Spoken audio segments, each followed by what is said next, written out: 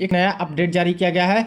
Form में सीसीएए यानी act apprentice वाले छात्र हैं और जो पीडब्ल्यूडी दिव्यांग छात्र हैं उनके लिए एक जरूरी सूचना है, और अप्रेंटिस वाले छात्र के लिए एक अच्छी खबर कह सकते हो। तो आइए इसके ऊपर अपडेट देखते हैं कि अब रेलवे ने क्या अपडेट दिया है। और अभी देखिए, खास करके जो 10th पास वाले छात्र हैं उनको एक बहुत बड़ी प्रॉब्लम का सामना करना पड़ रहा है। काफ़ी सारे छात्र परेशान हैं और मेरे पास काफ़ी क्वेरीज इसके रिगार्डिंग आ रहे हैं, तो इसके सोल्यूशन भी देखेंगे और जानेंगे कि क्या और क्यों इस तरह से दिखा रहा है। अभी बहुत तेजी से दोस्तों अभी कुछ दिनों से फॉर्म भरे जा रहे हैं और इसीलिए सर्वर का इशू तो लगातार बना ही हुआ है। तो आइए पूरी अपडेट को देख लेते हैं। इससे पहले जो लोग चैनल पे नए हैं वो सब्सक्राइब करके बेल बटन जरूर दबा दीजिएगा रेलवे भर्ती की पल पल की अपडेट के लिए। दोस्तों इससे पहले अगर आप लोग रेलवे ग्रुप डी में छात्र फॉर्म भर रहे हैं तो उनको एक प्रॉब्लम हो रही है। और देखिए दोस्तों, ये प्रॉब्लम हो रही है पोस्ट प्रेफरेंस को लेकर के, पोस्ट को लेकर के।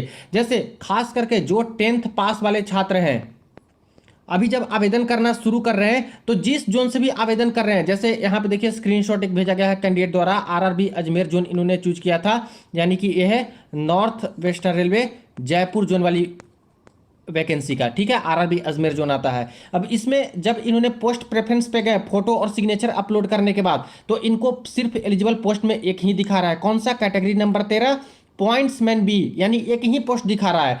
चूंकि ये 10वीं पास वाले हैं तो ऐसे करके दिखा रहा है। अब देखिए, सिर्फ अजमेर जोन ही नहीं, कल एक इलाहाबाद जोन, प्रयागराज जोन के छात्र हैं जिन्होंने बताया था मुझे इसके बारे में कि सर देखिए मैं 2 बार से ट्राई कर रहा हूं और बार बार पोस्ट प्रेफरेंस पे आता हूं, तो यहाँ पे सिर्फ पॉइंट्समैन की ही पोस्ट दिखा रही है। ऐसा क्यों हो रहा है हम लोग के साथ जो सिर्फ 10वीं पास वाले हैं?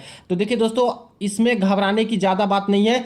इनका सर्वर इतना ज़्यादा बिजी अभी चल रहा है फ्रेंड्स, इसकी वजह से ये चीज़ें हो रही है। हेल्प डेस्क पे भी मैंने कॉल लगवाया था कैंडिडेट से, कल जो मेरे पास एक क्वेरी दिए थे, उनका प्रॉब्लम अब सोल्व हो चुका है। वो बोल रहे हैं कि मैं दोबारा से फॉर्म आवेदन किया तो मेरा यहाँ पे सारा पोस्ट दिखाने लगा था। तो यहाँ पे कोई दिक्कत वाली बात नहीं है, बस पिछले कुछ दिनों से इनके सर्वर बहुत ही ज़्यादा बिजी आ रहे हैं जहाँ से आप लोग आवेदन करते हो। इसीलिए आप लोग देख रहे होंगे कि कई बार यहाँ पे ओटीपी दोस्तों नहीं आ रहा है आधार वाला, कई बार ओटीपी आ जा रहा है तो आधार का वेरिफिकेशन नहीं हो पा रहा है। इसके लिए रेलवे वाले खुद सॉल्यूशन दिए थे कि रात के 12 बजे के बाद से ट्राई कीजिए, सुबह में ट्राई कीजिए, जब यहाँ पे सर्वर कम बिजी हो उस समय आपका काम हो जाएगा। बट इतना ज़्यादा बल्क में दोस्तों फॉर्म अभी आवेदन हो रहे हैं, और चूंकि ये जायज़ भी एक तरह से कह सकते हो कि एक्सपेक्टेड ही कह सकते हो कि जब आईटीआई वाला मैटर चल रहा था तो इस समय बहुत सारे छात्र फॉर्म नहीं आवेदन कर रहे थे। लेकिन जब अंतिम समय आया है, जब 8 दिन ही बचा हुआ है, तो ऐसे केस में काफ़ी ज़्यादा फॉर्म आवेदन कर रहे हैं। इससे सर्वर पूरा डाउन चल रहा है और काफ़ी कुछ चीज़ें हैं जो कि सही से नहीं काम कर रही है। कभी पोस्ट प्रेफरेंस नहीं पूरा आ रहा है, तो कभी ओटीपी नहीं आ रहा है, कभी ओटीपी आ जा रहा है तो आधार वेरीफाई नहीं हो रहा है, तो आगे नहीं बढ़ रहे हैं। कई बार तो छात्र ये भेज रहे हैं कि सर मैं एड्रेस बिल्कुल सही डाल रहा हूँ और एड्रेस में बोल रहा है कि please inter address in English language, ऐसे करके। ये भी एक प्रॉब्लम है फ्रेंड्स, इंग्लिश में आप लोग एड्रेस डालिए ऐसे करके बता रहा है, जबकि कैंडिडेट एड्रेस बिल्कुल इंग्लिश में ही डाल रहे हैं। इसका मैं उपाय बताता हूं। अगर ऐसे आपको दिख रहा है तो एड्रेस में आप लोग दोस्तों कोई स्पेशल कैरेक्टर का इस्तेमाल मत कीजिएगा, सिर्फ कॉमा का ही इस्तेमाल कीजिएगा आप लोग। जैसे कि अगर लिखना है विलेज में, मान लेते हैं कि कुछ विलेज लिखे, ठीक है, इसके बाद कॉमा यूज कीजिए, सिर्फ कॉमा। बाकी दूसरे तरह के जो स्पेशल कैरेक्टर है उसका इस्तेमाल मत कीजिए, वरना इस तरह का एरर आ रहा है और एड्रेस से आगे आपका बढ़ ही नहीं पा रहा है। या फिर कोई भी स्पेशल कैरेक्टर का इस्तेमाल मत कीजिएगा एड्रेस डालने में, सिर्फ स्पेस का ही डालिए। जैसे कि विलेज लिखना है तो विलेज लिखे VILL और स्पेस डाल के अपना विलेज का नाम लिख दीजिए, फिर स्पेस डालकर पोस्ट ऑफिस डालिए, ठीक है। और पीओ कोई ऐसे डाल रहे हैं पोस्ट ऑफिस प्लस यहाँ पे पुलिस स्टेशन ऐसे करके, तो इनको भी एरर दिखा दे रहा है। ये प्लस का साइन आपको इस्तेमाल ही नहीं करना होगा, पोस्ट ऑफिस अलग से डालिए, यहाँ पे पुलिस स्टेशन अलग से डालिए ऐसे करके। तो एड्रेस में भी थोड़ा संभल के आपको डालना होगा। इसका तो सोल्यूशन बता दिया। इसका सोल्यूशन यही है फ्रेंड्स कि आप लोग थोड़ा देर बाद और ट्राई कीजिएगा तो आपका काम यहाँ पे हो जाएगा। बाद में अगर ट्राई करते हो 6 घंटे बाद या 8 घंटे बाद 10 घंटे बाद, तो फिर से सारा पोस्ट है जो कि आपका दिखने लगेगा। कोई बहुत बड़ा मेजर इशू नहीं है, सिर्फ सर्वर इशू के कारण ही इस तरह से दिक्कत हो रही है। दूसरी चीज, ये जो वेबसाइट है जहां से आप लोग आवेदन करते हो, तो सबसे पहले आपसे लॉगिन मांगा जाता है। यहाँ पे अप्लाई कीजिएगा तो क्रिएट एन अकाउंट करना पड़ता है या फिर ऑलरेडी हैव एन अकाउंट में लॉगिन करना पड़ता है। लॉगिन कर लिए हो दोस्तों तो ऐसे केस में क्या कीजिएगा कि जब आपका यहाँ पे एक फोटो आता है लॉगिन करने के बाद, उसको आप लोग एक बार ट्राई कीजिएगा कि लॉग आउट कर लीजिए, ठीक है। यहाँ पे जब फोटो आपका आ जाए लॉग आउट कर लीजिए, दोबारा से आप लोग लॉगिन कीजिएगा, हो सकता है कि आपका ज़्यादा चांसेस है कि ये सॉल्यूशन मिल जाए और फिर से उस जोन से भरिएगा तो सारे के सारे पोस्ट आपके दिखने लगे।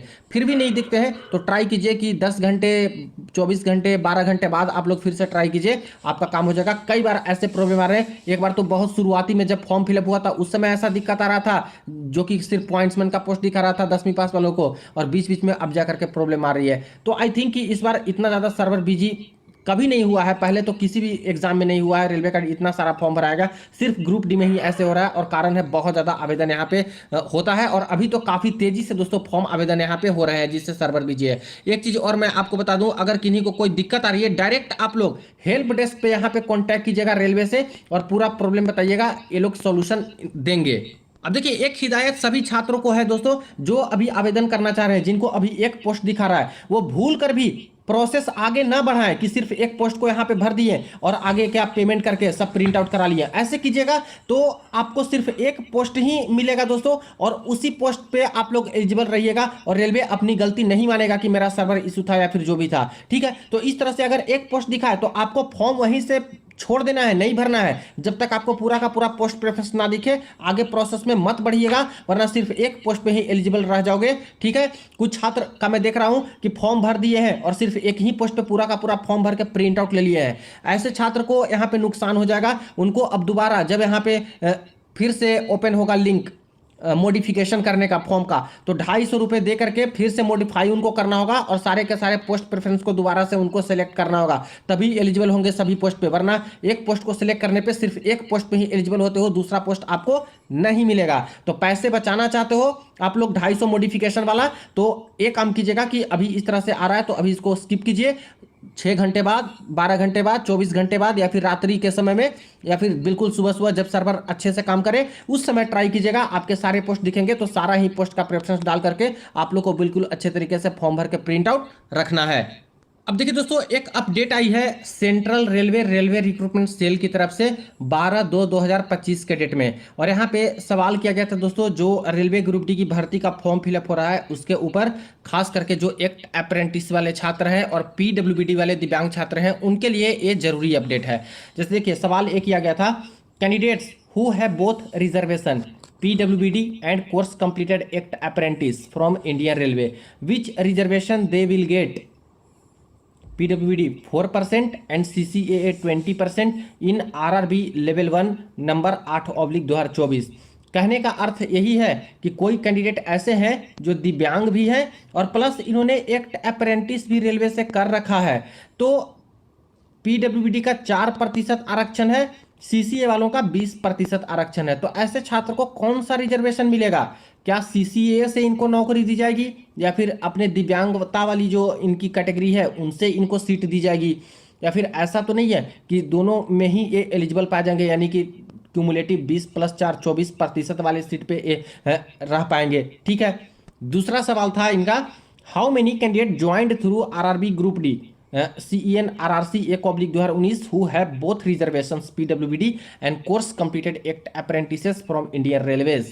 ठीक है, तो इस पे तो बाद में आएंगे, पहले ये देख लेते हैं। इसका आंसर रेलवे वालों ने दिया है, will get reservation as per option opted by candidates. ठीक है, यानी ऐसे जो कैंडिडेट होंगे उनको रिजर्वेशन तो मिलेगा, लेकिन जिस तरह से वो ऑप्शन को ऑप्ट करेंगे फॉर्म फिलअप में उसके अकॉर्डिंग इनको रिजर्वेशन मिलेगा। यानी कह सकते हो कि सीधा सीधा नहीं बताएं, जो सवाल पूछा गया था कि हाँ इनको 20% मिलेगा या फिर 4% मिलेगा। ठीक है, बट बोले कि जैसा ऑप्शन रहेगा उनका उसके अकॉर्डिंग कंसीडर हम लोग कर सकते हैं रिजर्वेशन को लेकर के। अब इसमें थोड़ा सा हम लोग ध्यान देते हैं वैकेंसी टेबल से। देखिए फ्रेंड्स, यहाँ पे मैंने vacancy table western railway Mumbai zone का ओपन कर रखा है। इसका है, फॉर्म भरना चाहते हो तो ये अहमदाबाद जोन में आता है। आरआरबी सिलेक्ट करते समय अहमदाबाद सेलेक्ट कीजिएगा, तब इसमें भर पाइएगा वेस्टर्न रेलवे वाली वैकेंसी में। ये भी दिक्कत बहुत को आ रहा है, इसलिए मैंने फिर से बता दिया। ठीक है, अब वेस्टर्न रेलवे मुंबई जोन की वैकेंसी देखिएगा, किसी भी जोन का देखिएगा तो यहाँ पे जो पोस्ट है 20% एक्स सर्विसमैन के खाते में है, 20% एक्ट अप्रेंटिस वाले के लिए है, और बाकी जो पीडब्ल्यूडी छात्र हैं इनको भी 4% का आरक्षण दिया गया है। ठीक है, बट एक चीज ध्यान दीजिएगा, क्या ये नॉर्मल रिजर्वेशन है? तो इसका आंसर है नो, ये नॉर्मल रिजर्वेशन नहीं है फ्रेंड्स। ये अपने आप में ही क्या है, हॉरिजॉन्टल रिजर्वेशन।